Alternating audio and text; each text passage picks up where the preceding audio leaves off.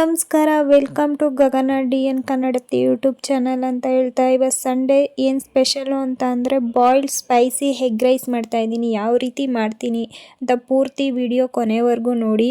ಹೇಗಿತ್ತು ಅಂತ ಕಮೆಂಟ್ ಮಾಡಿ, ಲೈಕ್ ಮಾಡಿ, ಹಾಗೆ ಸಬ್ಸ್ಕ್ರೈಬ್ ಮಾಡ್ಕೊಂಡು ವಿಡಿಯೋ ಸ್ಟಾರ್ಟ್ ಮಾಡೋಣ ಬನ್ನಿ.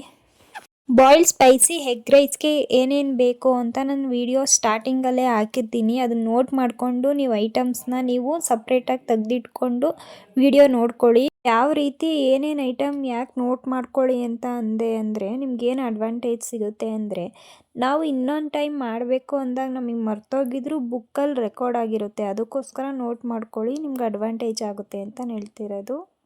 ನೋಟ್ ಮಾಡ್ಕೊಂಡಿರೋ ಐಟಮ್ಸ್ಗಳನ್ನ ಫಸ್ಟು ಪ್ಯಾನಲ್ಲಿ ಆಯಿಲ್ ಆ್ಯಡ್ ಮಾಡಿ, ನೆಕ್ಸ್ಟು ಜೀರಿಗೆ, ಹಸಿಮೆಣಸಿನ್ಕಾಯಿ, ಈರುಳ್ಳಿ, ಟೊಮೊಟೊ, ಶುಂಠಿ ಬೆಳ್ಳುಳ್ಳಿ ಪೇಸ್ಟ್ ಎಲ್ಲ ಫ್ರೈ ಮಾಡ್ತಾ ಹೋಗಬೇಕು.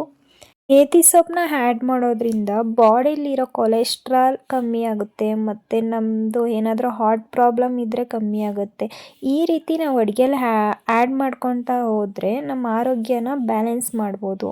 ಮೊಟ್ಟೆ ನಾನು ಕಟ್ ಮಾಡ್ಕೊಂಡಿದ್ನಲ್ಲ ಅದನ್ನು ಹಾಕ್ತಾಯಿದ್ದೀನಿ, ವಿಡಿಯೋದಲ್ಲಿ ನೋಡ್ಬೋದು. ನಾನು ಯಾವ ರೀತಿ ಮಾಡ್ತೀನಿ ಆ ರೀತಿ ಮಾಡಿ, ತುಂಬ ಚೆನ್ನಾಗಿ ಬರುತ್ತೆ.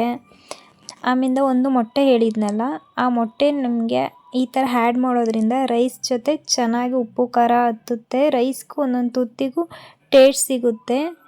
ಗರಂ ಮಸಾಲೆ, ಧನಿಯಾ ಪೌಡರು, ಖಾರದ ಪುಡಿ, ಅರಿಶಿಣ, ಈ ಮಸಾಲೆ ನಾನು ಐಟಮ್ ಹಾಕ್ತಾಯಿದ್ದೀನಿ. ನಾನು ವೀಡಿಯೋದಲ್ಲಿ ಸ್ಟಾರ್ಟಿಂಗಲ್ಲಿ ಹಾಕಿರ್ತೀನಿ, ನೋಟ್ ಮಾಡ್ಕೊಂಡಿದ್ರೆ ಮಾತ್ರ ನಿಮಗೆ ನೆನಪಿರುತ್ತೆ ಏನೇನು ಹಾಕ್ತಾಯಿದ್ದೀನಿ ಅಂತ.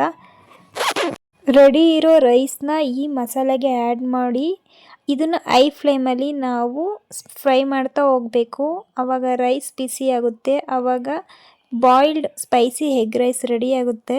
ಹಣ ಎಷ್ಟಿದ್ದರೆ ಏನಂತೆ, ಋಣ ಇರಬೇಕಂತೆ ಅನುಭವಿಸೋಕ್ಕೆ ಅಂತ ಹೇಳ್ತಾ ಈ ವಿಡಿಯೋ ನಿಮ್ಗೆ ಇಷ್ಟ ಆಗಿದ್ದರೆ ಲೈಕ್ ಮಾಡಿ, ಶೇರ್ ಮಾಡಿ, ಹಾಗೆ ಸಬ್ಸ್ಕ್ರೈಬ್ ಮಾಡ್ಕೊಳ್ಳಿ.